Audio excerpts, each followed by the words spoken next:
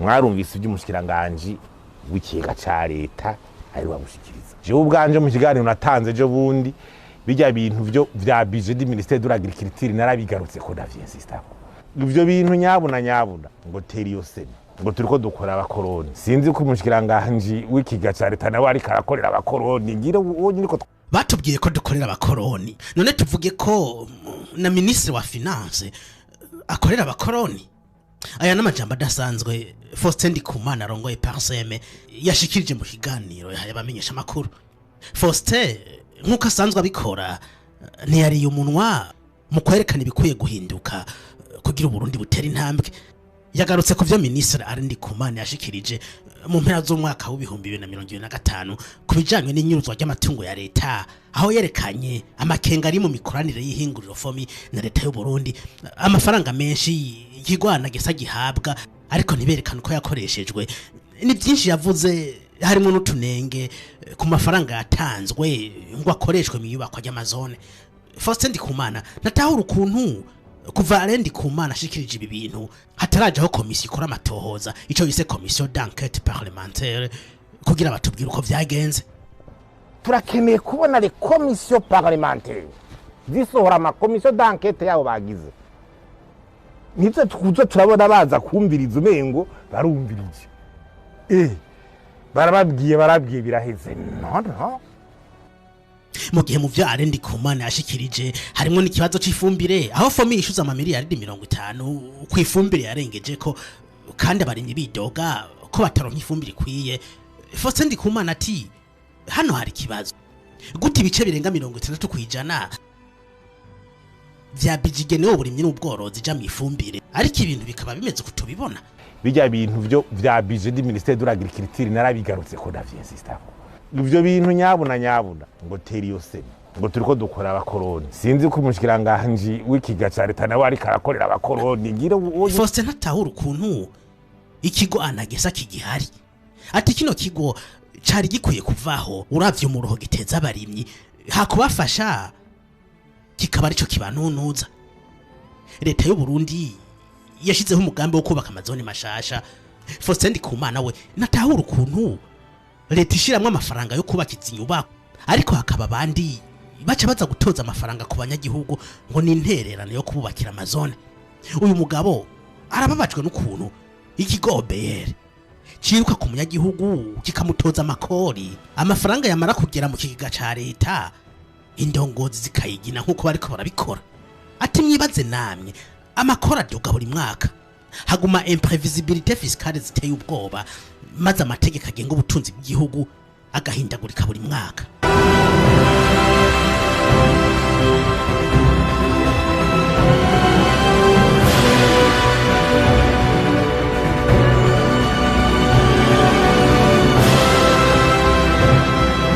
Mu byo Faustin Ndikumana yashikirije kandi yagarutse ku migambi leta ishira mu mpapuro ariko karingira kwija mu ngiro ukabibura.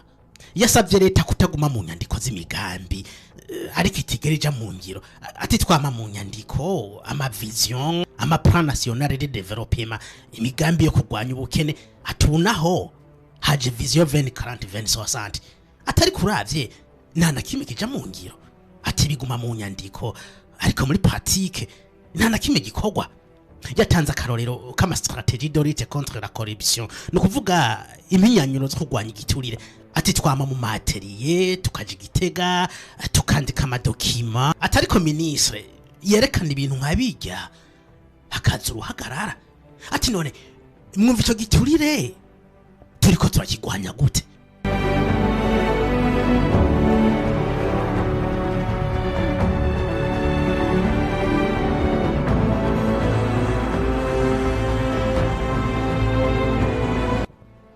Hari ibintu twahora twiga mu ishuri ngo hanje parole de croissance canke de croissance, kwari gutondesha ibintu uhereye kuri gitoya uduga kuri kinini canke ugahera kuri kinini umana kuja kuri gitoya. Faustin Ndikumana nawe yatondekesheje ababanza gushikirwa ahereye ku mukuru, abanza kuronka iyo haje amafaranga y'imigambi ya leta. Ati habanza kuronka les individus, abantu kanaka, hagakurikira umugambwe, hanyuma igihugu kigakurikira. Ati umunyagihugu wewe yisanga inyuma. Faustin Ndikumana yashikirije n'ikindi kibazo wiyise paralysie institutionnelle, aho inzego zitari gukora ivyo zategerezwa gukora. Yatanze akarorero kuba inama nshinga amateka na nkenguza amateka zitarashobora gukoresha amatohoza ku bibazo biriko biravugwa mu bushikiranganje bumwe bumwe.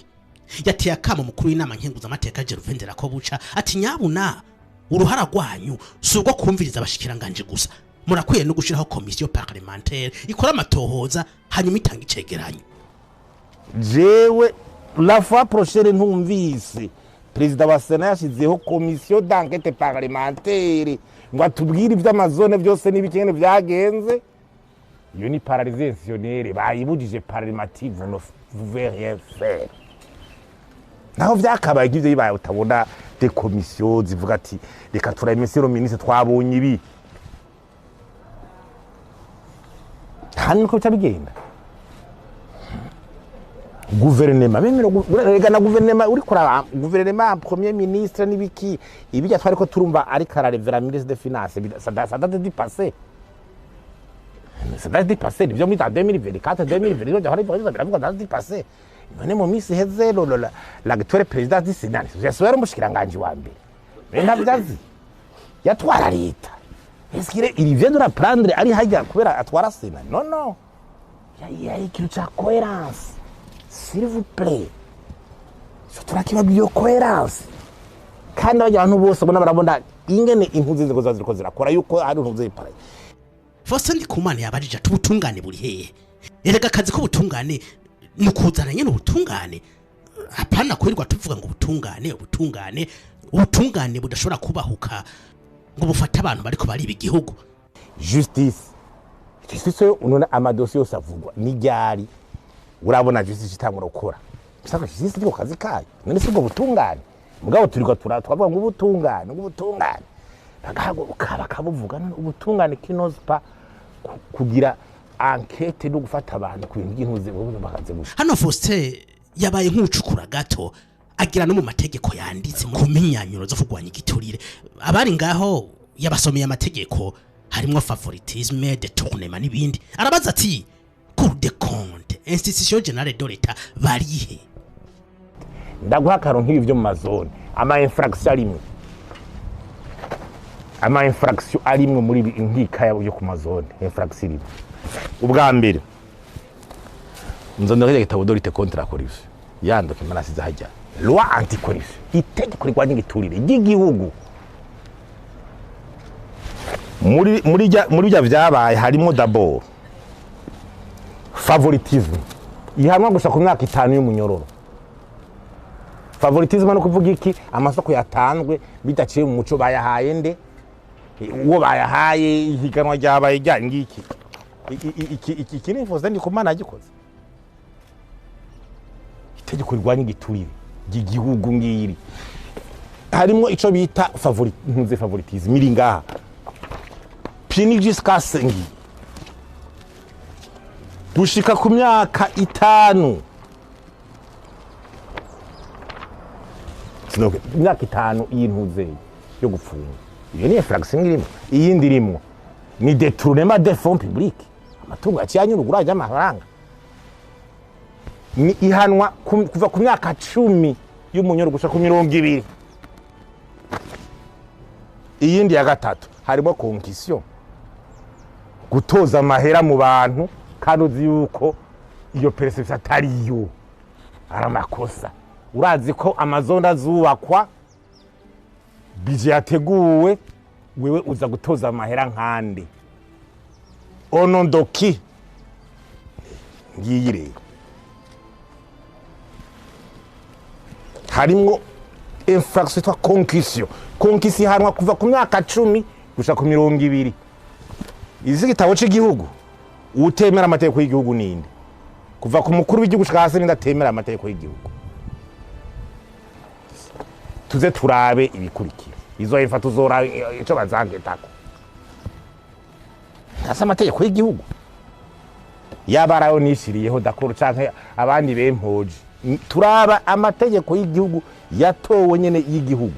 Ikibago cyo nizantuze za izo ngo za Cour des comptes ngo inspection générale de l'État izo zaboshwe kera nk'uwo baza ati monsieur de la cour de compte wogira enquête kuri ya mahera yagiye mu makomine yo kubaka amazone erega nicajejwe tuzogusaba raporo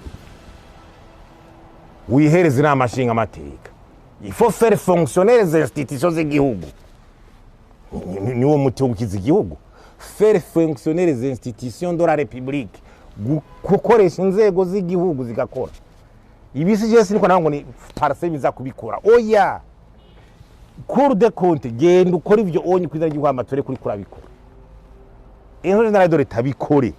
Faustin Ndikumana yatanze akarorero kuvyo Ndikumana yashikirije kuvyerekeye fomi ariko hacaza abandi bamuvuguruza ati cour de compte na inspection generale de l'etat bari bakwiye kuduha icegeranyo c'amatohoza bakoze hanyuma kuri tukakumenya.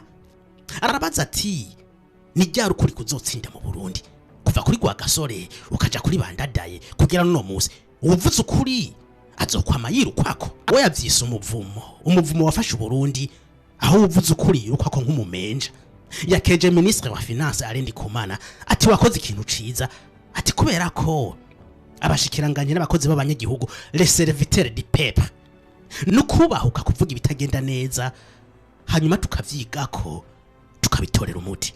Afatiye ku majambo Padiri Diodoni yashikirije kubijanye n'icindongozi zibwirizwa gukora Faustin Ndikumana ati mu gihe ubona ko ibyo wahawe udashobora kubikora ubukwiye gutanga imihoho kubera ko atari we ubikoze nta wundi azoza kubikora mu kibanza cawe.